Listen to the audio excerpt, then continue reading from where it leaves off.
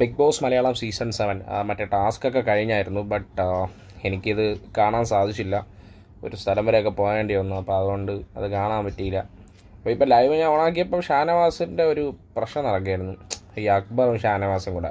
സംഭവം വേറെ ഒന്നുമല്ല, പുള്ളി ടാസ്ക് നടക്കുകയല്ലേ. അപ്പം ഫസ്റ്റ് ഡേ വന്നിട്ട് പുള്ളി നന്നായിട്ട് ഉറങ്ങിയാണ്. നമ്മൾ പ്രേക്ഷകരെല്ലാവരും വ്യക്തമായിട്ട് കണ്ടതാണേ.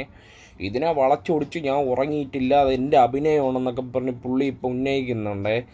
മൈൻഡ് ഗെയിമറാണല്ലേ, പ്രേക്ഷകർ ഇട്ട് കൊടുത്തൊരു സാധനമല്ലേ മൈൻഡ് ഗെയിമറിൻ്റെ ഒരു ഇതാണ് ഇപ്പോൾ കണ്ടുകൊണ്ടിരിക്കുന്നത്. എല്ലാവരും കൂടെ വീട്ടിലിട്ട് കുടഞ്ഞുകൊണ്ടിരിക്കുകയാണ് ഷാനവാസിനെ.